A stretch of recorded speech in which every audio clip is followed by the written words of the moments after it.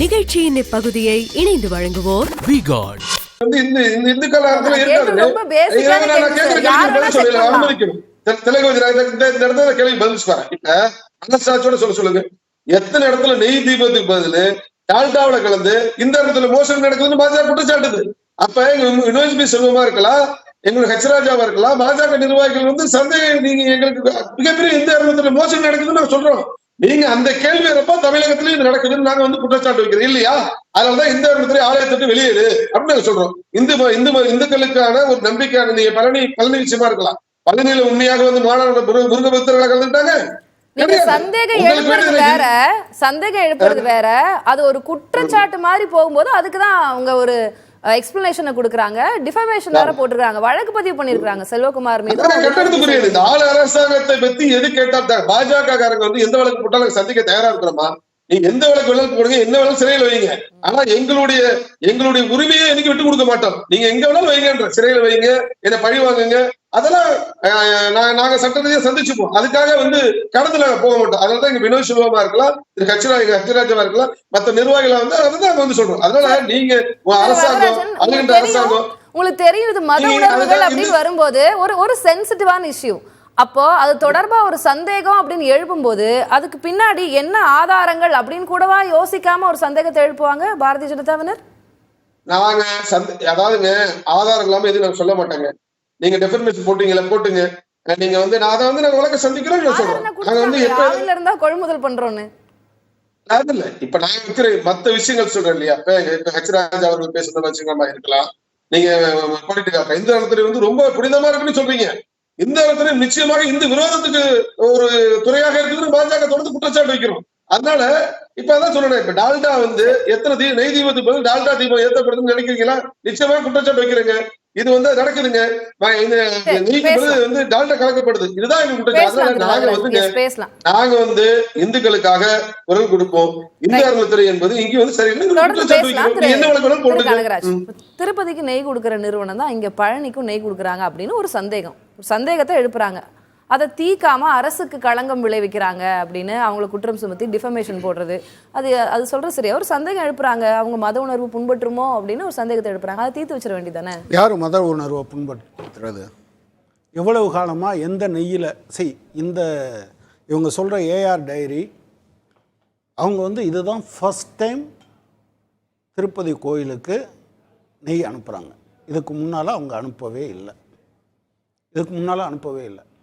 எனவே ஜெகன்மோகன் ரெட்டி காலத்தில் அனுப்புனாங்க, இவங்க தான் அனுப்புனாங்கன்னு சொல்கிறதுக்கு அவங்களால சொல்ல முடியாது. இதுதான் ஃபஸ்ட் டைம். மொத்தமே 8 லோடு அனுப்பியிருக்காங்க. 4 லோடு அவங்க ஏற்றுக்கிட்டாங்க, 4 லோடு அவங்க திருப்பி அனுப்பியிருக்காங்க. இதெல்லாம் நடந்தது எப்போது? ஜூலையில். மே மாதத்தில் அவங்களுக்கு ஆர்டர் கொடுக்குறாங்க, ஜூலை மாதத்துலேருந்து அவங்க அனுப்புகிறாங்க.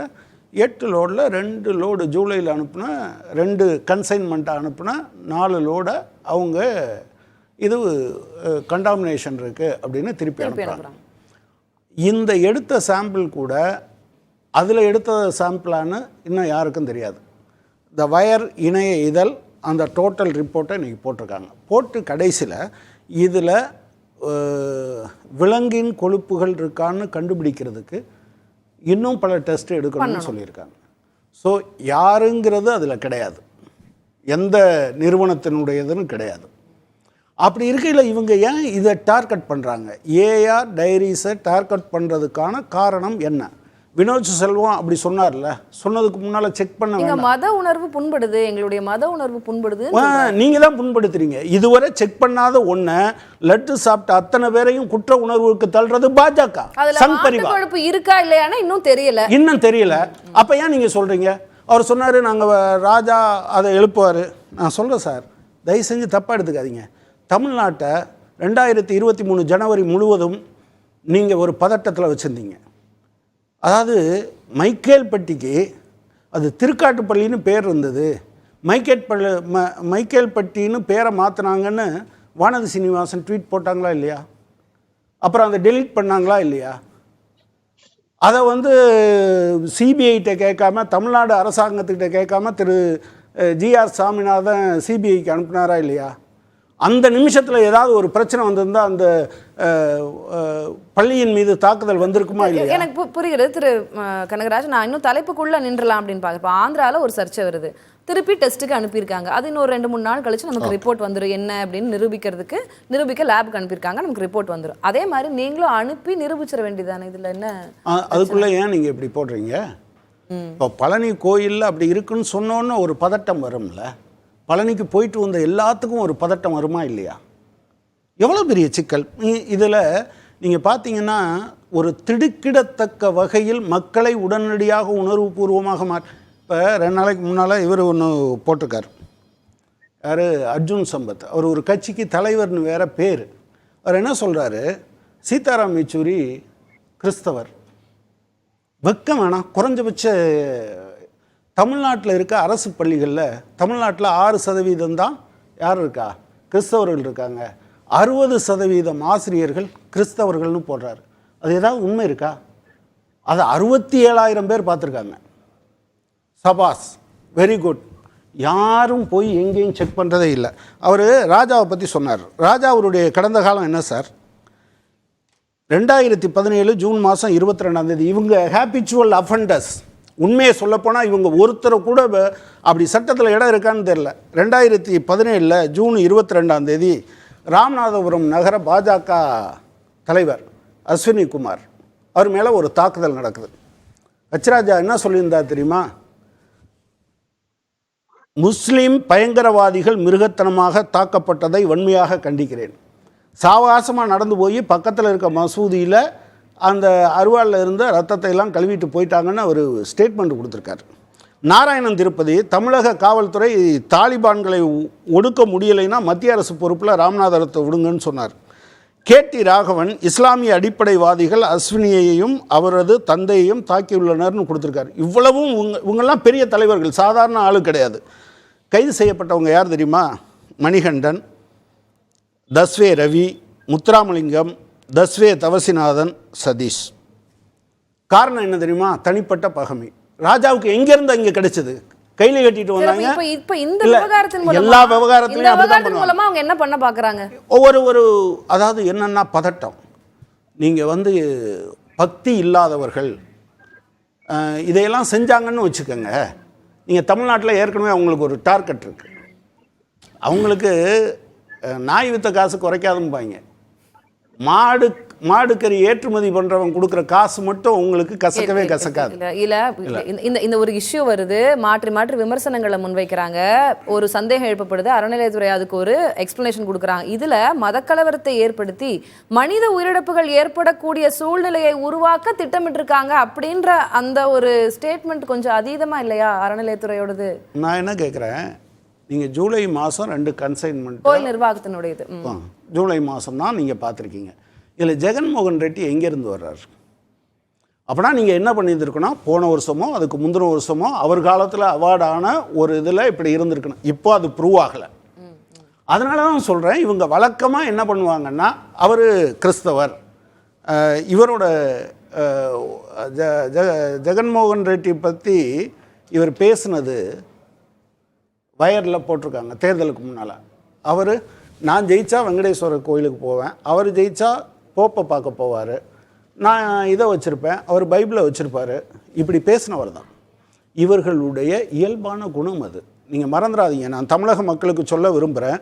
நீங்கள் வந்து இப்போ நீங்கள் பாதியோடு நிறுத்திட்டீங்க. 2008 உங்களுக்கு தெரியுமா? தயவு செஞ்சு நீங்கள் இந்த தலைப்புக்குள்ளே தான் நான் நிற்கிறேன். இவங்களுடைய திடீர்னு ஆர்எஸ்எஸ் ஆஃபீஸில் பைப் வெடிகுண்டு வெடிக்குது. பக்கத்துலேயே இஸ்லாமியர்கள் அணிகிற தொப்பி கிடைக்கிது. அதுக்கு முந்தின வருஷம் ஹிந்து இஸ்லாமியர்னு சண்டையில் 6 பேர் கொல்லப்பட்டாங்க. அப்படி ஒரு இடத்துல இப்படி வந்தோன்னா பதட்டம் வருமா? எல்லாத்துக்கும் பதட்டம் வருமா? எல்லாரும் ஒரு வித இதை பிறகு அதில் கைது செய்யப்படுறாங்க. அப்புறம் கோர்ட்டுக்கெல்லாம் போய் அப்பீலுக்கெல்லாம் போய் தண்டனை பெற்றவர்கள் ரவி பாண்டியன். ஒரு நிமிஷம் இதை மட்டும் சொல்லிடுறேன். ரவி பாண்டியன், எஸ் குமார், நாராயண தர்மா, இன்னும் 4 பேர். இவங்க எல்லாரும் யார் தெரியுமா? இந்து முன்னணி ஆட்கள். தன்னுடைய அலுவலகத்துக்கு தானே கொண்டு வைத்து விட்டு இஸ்லாமியரினுடைய தொப்பியை போட்டு போறவனுக்கு பேர் என்னன்னு சொல்லுங்க. அது மட்டும் கொஞ்சம் பேருக்கு இவங்கெல்லாம் தப்பு பண்ணுறான் அப்படின்னு தெரிஞ்சிருந்தா என்ன நடந்திருக்கும்? எத்தனை பேர் அப்பாவி மக்கள் கொல்லப்பட்டிருப்பாங்க? திரு வரதராஜன் அவருடைய குற்றச்சாட்டுகளுக்கு பதில்.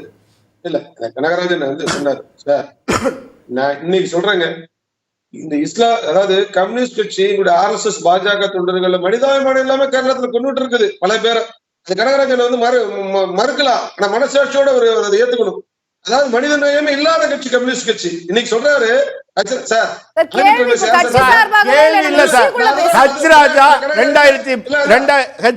சொன்னது உண்மையா இல்லையா அது சொல்லுங்க. நான் இப்ப சொல்றேன், அவரோட லெட்டர்ல இருந்து நான் இப்ப எடுத்தாரேன்.